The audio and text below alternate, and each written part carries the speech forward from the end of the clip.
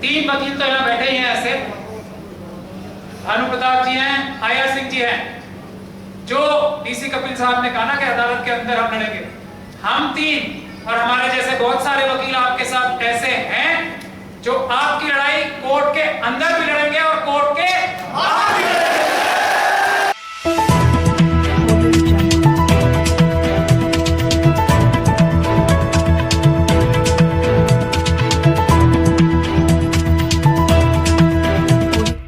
इस news channel पर जो भी वक्ता ने कहा वो उसकी अपनी राय है, जिसकी पुष्टि नेशन न्यूज इंडिया नहीं करता। धन्यवाद।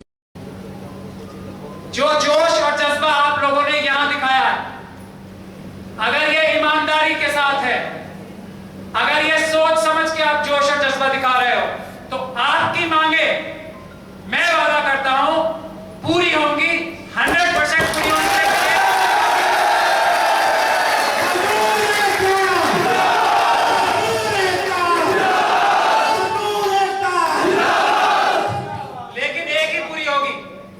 बाकी 14 नहीं, उसके लिए पहली वाली होगी बस, बाकी सब चीजों के लिए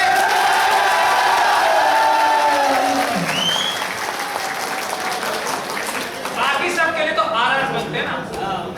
पहली होगी और तुरंत से पहले होगी। शर्त है जो आप यहां बैठे हो वो सोच समझ के, और जो आज यहां बोल रहे हो ईमानदारी के साथ दिल से बोल रहे हो, झूठ और फरेब नहीं कर रहे। शर्त ये है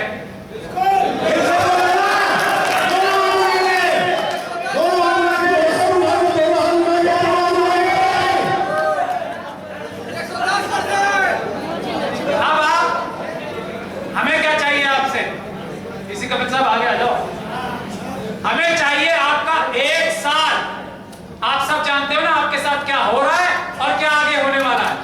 अगर आप हमें 1 साल दे सकते हो, अपना सिर्फ 1 साल, तो ये पहली मांग पूरी होगी, 1 साल से बहुत पहले होगी, और बाकी सबके लिए आरआर्स बनेंगे, रूल्स रेगुलेशन।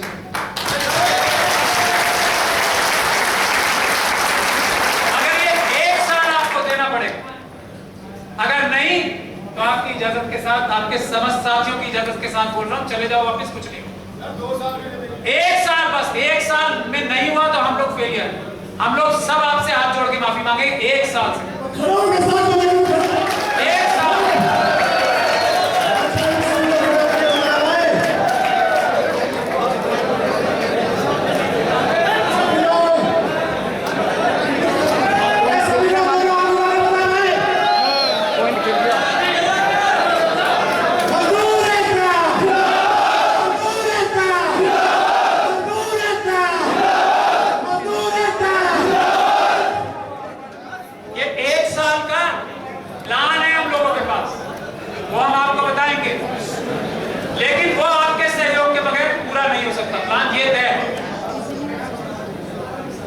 इससे पहले कि आपको मैं कोई दूसरी बात बताऊं, जिस बात की मेरी जिम्मेदारी है वकील होने की हैसियत से, पहले मैं आपको वो बता दूं कि आपकी समस्या का मूल क्या है। जो लोग कच्चे होने चाहिए भारत के संविधान में, जो बाबा साहब डॉक्टर भीमराव अंबेडकर ने अपने मुट्ठी भर साथियों के साथ बनाया था, जिसमें लेबर राइट्स सबसे ऊपर रखे थे, बराबरी और इंसाफ सबसे ऊपर रखा था, उसमें सबसे महत्वपूर्ण बात क्या थी कि कच्चे लोग कौन है ये समझना। कच्चे लोग हैं आपके एमपी, एमएलए, कॉर्पोरेटर्स। पक्के हो आप और हो क्या देना। कच्चे होने का प्रावधान सिर्फ एमपी, एमएलए और चीफ मिनिस्टर, पार्लियामेंट में जो हमारे सब लोग बैठे ना, उनके लिए आप लोगों को पक्के होने का प्रावधान भारत के संविधान ने बाबा साहब डॉक्टर भीमराव अंबेडकर ने रखा है। और जो लोग उसका उल्टा कर रहे हैं, सुप्रीम कोर्ट के झूठे बातें बता के, उमा देवी की जजमेंट जो झूठी पढ़कर जो लोग आपके साथ धोखा कर रहे हैं, वो एंटी नेशनल है। पहले आपको यह समझना चाहिए। वो संविधान को नहीं मानते, संविधान के खिलाफ काम कर रहे हैं, पहले आपको यह समझना चाहिए।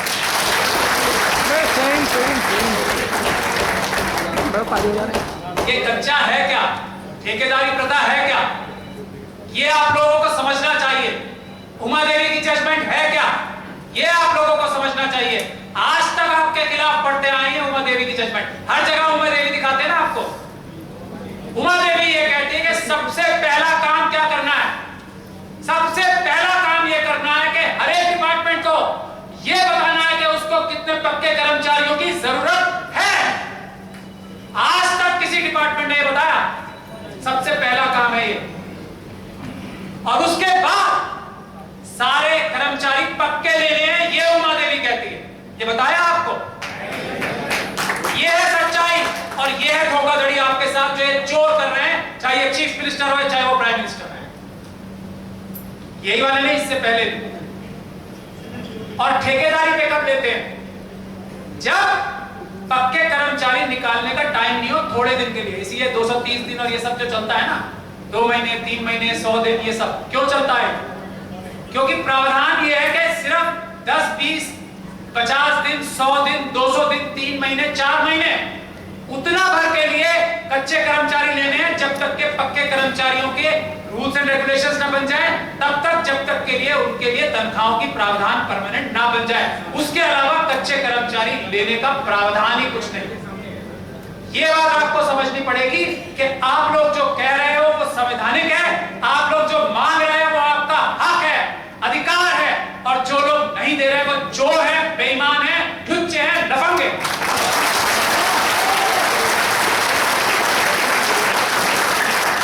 ये बात आपको मन से समझनी पड़ेगी अब, और तब अपने अधिकार मांगने पड़ेंगे कि हम में से एक भी अधिकारी कच्चा या क्यों है रेपुटेशन या क्यों है ठेकेदारी। ये सवाल पूछना पड़ेगा आपको अपने दिल से, ईमानदारी के साथ, पूरी ताकत से। ये बात सिर्फ 2 बिजली, पानी, सफाई कर्मचारी और हॉस्पिटल का स्टाफ, ये अगर दिल्ली को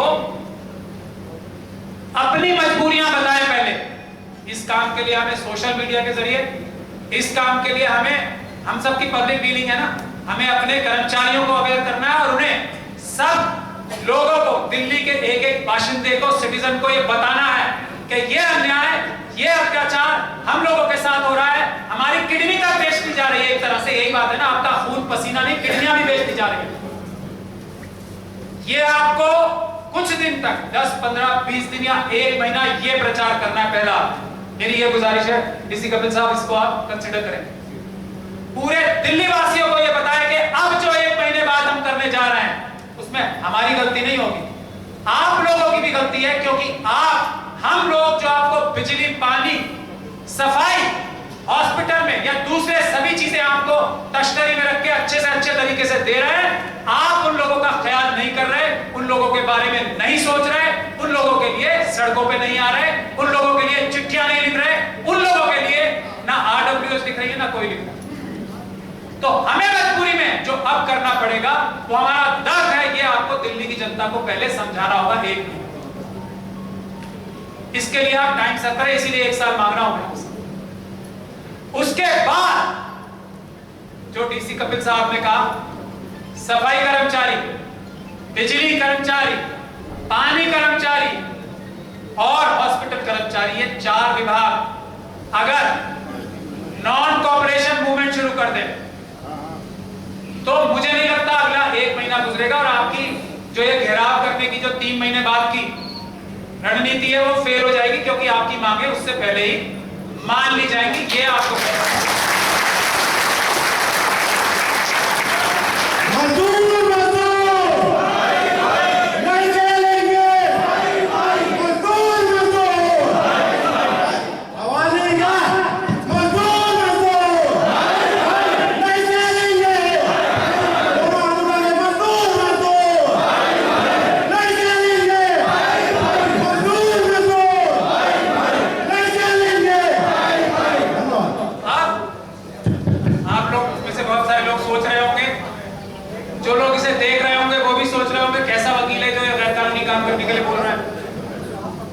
सोच रहे होंगे ना। मैं आपको ये बताना चाहता हूं कि जो मैंने बोला और जो डीसी कपिल साहब ने बोला अभी, टूल डाउन ये गैर कानूनी नहीं है। इस काम के लिए वो होगा एस्मा उस पे लगेगी जो आपको मजबूर कर रहा है इस काम को करने के लिए। ये है कानूनी पोजीशन। इस बात को हमने सफाई कर्मचारियों के लिए दिल्ली हाईकोर्ट में उठाया था, सरकार के पास इसका जवाब नहीं है।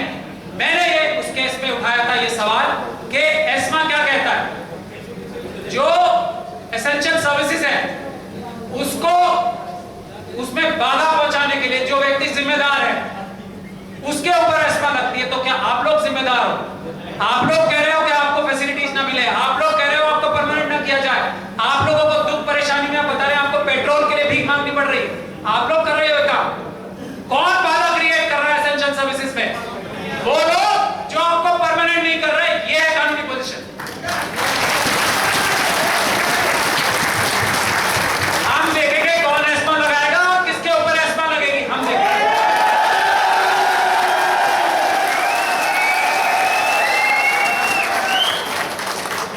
साथ लेकिन आपका चाहिए, तालियां नहीं, साथ चाहिए। मैंने हर बार कहा है, आप लोगों ने मुझे देखा होगा 20% लड़ाई अदालत में, 80% लड़ाई सड़क पे होगी। ये बात आपने,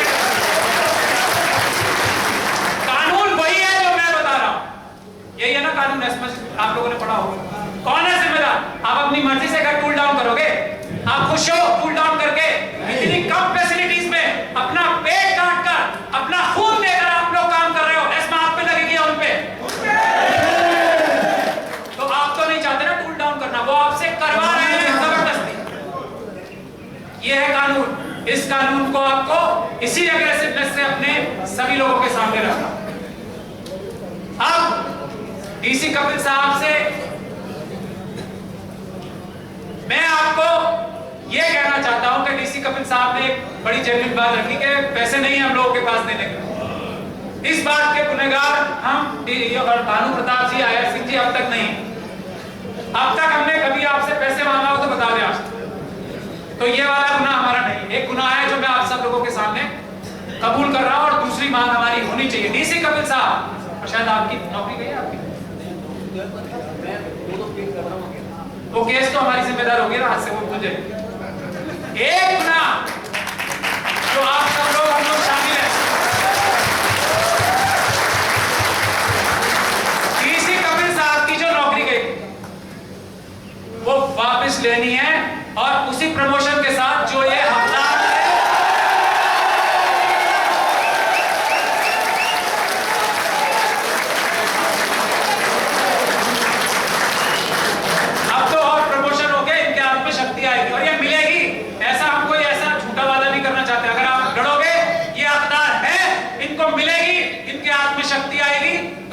जनरल मैनेजर थे, इन्होंने क्या किया?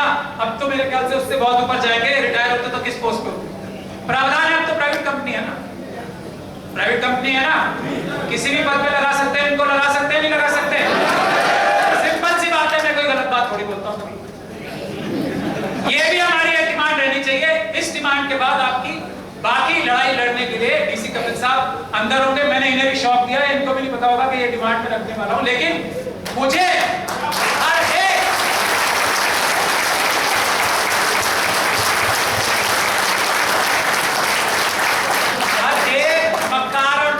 गर्दन पकड़ने का जो हुनर है ना ऊपर वाले ने मुझे दिया है।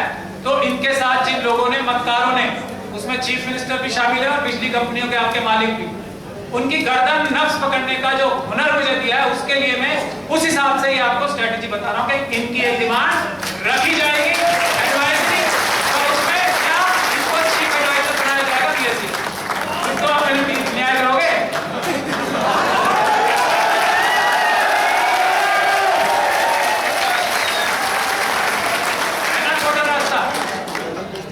तो नहीं करोगे तो फिर हम सब लोग आपको मिलकर तो कम से कम आप झाड़ ही सकते हैं।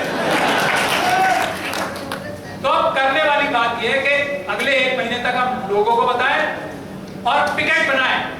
बीएसईएस के बाद एक छोटा पिकेट बनाना पड़ेगा और एक आदरणीय, परम आदरणीय शीश महल में रहने वाले मुख्यमंत्री जी के साथ ये परमानेंट, ताकि उनको याद रहे। क्योंकि जो लोग ऐसी जगह बैठ जाते हैं ना और जिनके मन में चोरी आ जाती है, वो क्या देखते हैं कि आज इतनी बड़ी एकता हो, अब वो फुल टाइम लगाएंगे। उनके पास पैसा भी है, उनके पास ताकत भी है, उनके पास पुलिस के भ्रष्ट अधिकारी भी है, सरकारी अधिकारी, पूरी ताकत इस बात पे लगाएंगे कि कैसे आपकी एकता तोड़ी जाए। तो साथ के साथ हमें उनके ऊपर दबाव आज से ही बनाना पड़ेगा, नहीं तो 3 महीने तक वो इस काम पे रहेंगे कि आपके मिशन फेल कैसे करें। हमें 3 महीने तक इस बात के लिए तैयार रहना है कि हम उनकी एक एक रात की नींद कैसे हराम करें, कैसे हराम करें।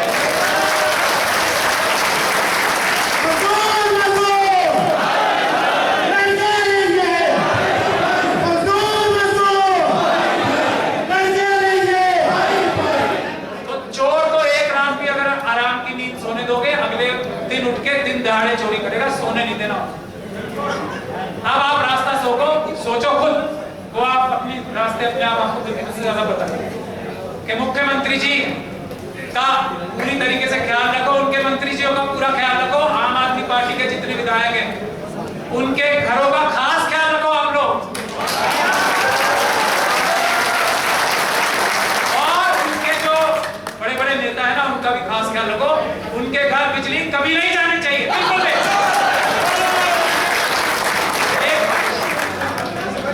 ये आपको आज से शुरू कर देना चाहिए, 1 सेकंड भी नहीं जानी चाहिए उनकी बिजली। ठीक है, गलती हो जाए तो वो लगाते, लेकिन बगैर आपकी ताकत सारी इसमें लगनी चाहिए कि 1 सेकंड भी ना जाए। देखो, जब वो रात को जागेंगे तब आपके बारे में सोचेंगे।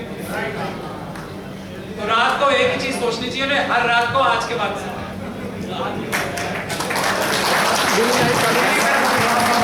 मैं इसके साथ नहीं हूं, मैं आपसे क्या कह रहा हूं कि आपको ख्याल रखना है, बिजली 1 सेकंड में नहीं जानी चाहिए। बात आप समझो ना बात। अब आप प्लान बनाओ, एक लोगों की टीम हमें दो, जो हम आपसे यहाँ पे वादे करके जा रहे हैं उसको पूरा करने के लिए आप सभी लोगों को, और सिर्फ बिजली कर्मचारियों को नहीं, अगर हमारी एकता में शक्ति है, बिजली कर्मचारी अपनी अकेली लड़ाई लड़ेंगे तो कामयाब नहीं होंगे। पूरी ताकत लगा लो, आप कितनी भी कर लो, मैं आपको ये भी बता रहा हूँ साफ साफ। तो सफाई कर्मचारियों को सबसे पहले हमारे साथ जोड़ना जरूरी है, जल बोर्ड वालों को सबसे पहले हमारे साथ जोड़ना जरूरी है, फिर तो आपके साथ दिल्ली यूनिवर्सिटी के प्रोफेसर आएंगे सैकड़ों नहीं हजारों की संख्या में, क्योंकि वो भी बेचारे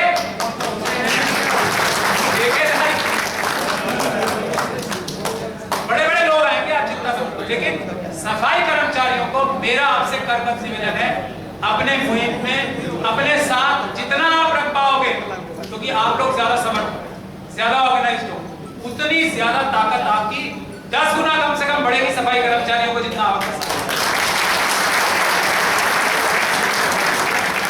जल बोर्ड वालों को आप जितना साथ रखोगे, हालांकि जल बोर्ड से तो बड़े लोगों को पता ज्यादा फर्क पड़ेगा नहीं, सब वाटर पीते हैं, तो लेकिन फिर भी जल बोर्ड वालों को अपने साथ रखना नितांत आवश्यक है, हॉस्पिटल वालों को अपने साथ रखना नितांत आवश्यक है। मुझे आप लोगों से यही निवेदन करने थे, हमारी जान और जबान से नहीं बोल रहे, आप लोग मुझे जानते हो अच्छे से, मैं आगे ही रहूंगा आपसे, जब आप प्रोटेस्ट भी करोगे, ये मेरा वादा है आपसे। भानु जी और आया सिंह साहब बैठे हैं, इन सब तीनों में तो गारंटी हमारी है, गोली हम 3 पहले खाएंगे फिर आपके पास आएगी, ये हमारी गारंटी। और हम भी देखेंगे कौन किसी पुलिस वाला गोली चलाएगा, हम भी देखेंगे। तो हम लोग हाजिर हैं और हमें बड़ी खुशी है कि आज जो ये असली मीटिंग हो रही है ना, ये नकली ना हो जाए, यही ऊपर वाले से मैं दुआ करता हूँ। आप लोग आए हमारे पास, हम दिन रात आपके लिए जुटने के लिए, लड़ने के लिए, अदालत में, अदालत से बाहर किसी भी जगह जाने को तैयार है। बस एक निवेदन मेरा आपसे है कि नेताओं से और अभिनेताओं से मिलना बंद कर, मिलना ही नहीं है, हमारी डिमांड ये है, पूरी कर दो, फिर हम फूल लेके आएंगे, उससे पहले मिलेंगे नहीं। जो लोग और जितने भी बार हम लोग मिलेंगे, हम अपनी जेब कटवा के आएंगे, वहां से कुछ लेके नहीं आएंगे, मिलना ही नहीं। जिसको मिलना है वो आए, हम अपने ईमानदार जर्नलिस्ट साथियों को बुलाएंगे, ऐसी इकट्ठे होंगे हम सबके सामने बात होगी, कमरे के पीछे, कमरे के अंदर कोई बात नहीं होती, कमरे के अंदर सिर्फ